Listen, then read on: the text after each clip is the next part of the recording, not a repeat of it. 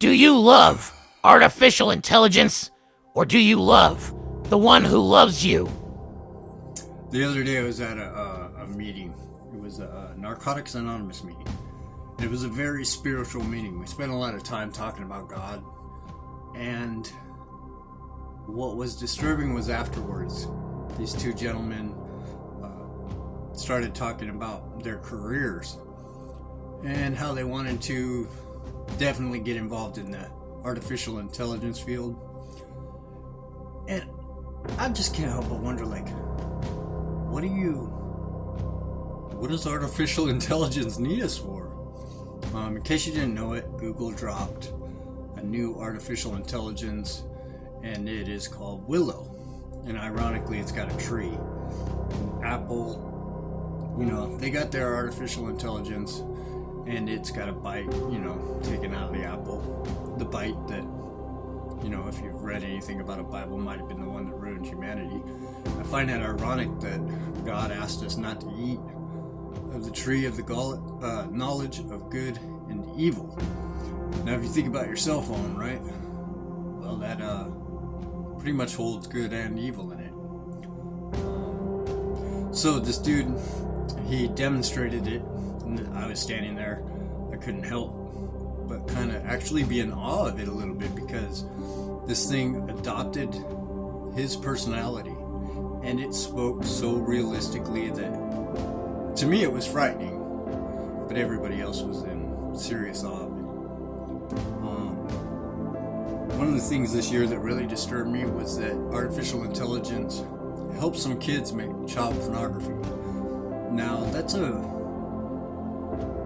pretty awful thing, and I'm going to say that I know that God would never do that, nor would he smile upon that, nor would he think it a good thing. In fact, Jesus said, woe to anyone who hurts the little ones, or leads them astray even.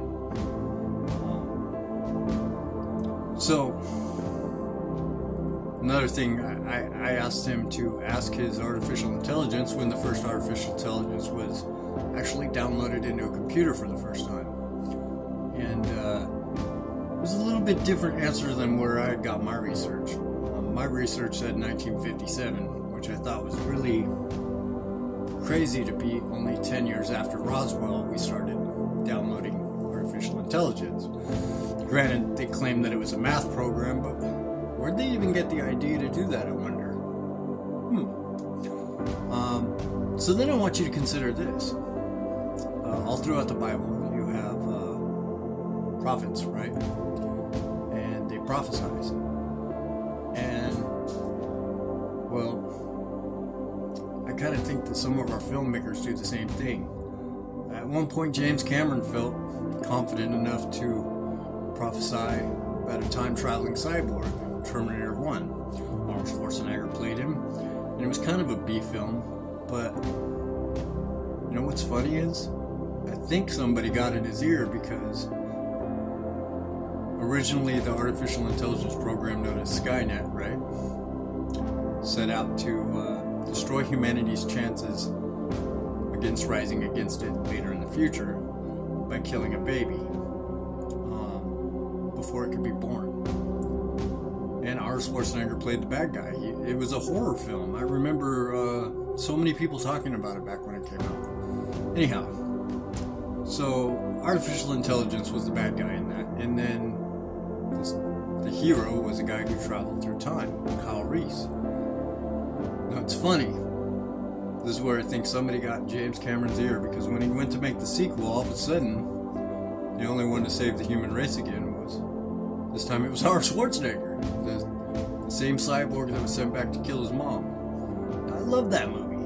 I do. It's one of my favorite movies of all time. It's Terminator 2 Judgment Day. It was far better than the first. But that's the sneaky way the devil works. He's able to manipulate you and think that things are good that aren't. The Bible even warns us about that. It says in the end times that the bad will be good and the good will be bad. We're seeing that today. Real quick, I'm going to go to first I want to talk about how they have a preacher that's artificial intelligence now. And even the guy at the meeting, he was very spiritual, but I found him praising artificial intelligence, holding it much higher up than he did even God. Now, I know this video is not going to be very popular, but I want to read to you out of the Bible. And what I think it's talking about is artificial intelligence. So hold tight, 1 sec. Tell me if you think this sounds at all like anything we're going through right now. The many false prophets will rise up and deceive many.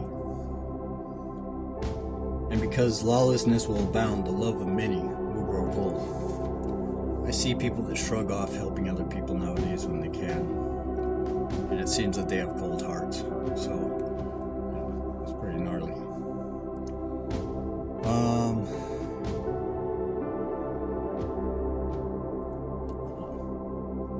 So people have been giving so much praise to the artificial intelligence. It says in Matthew 24.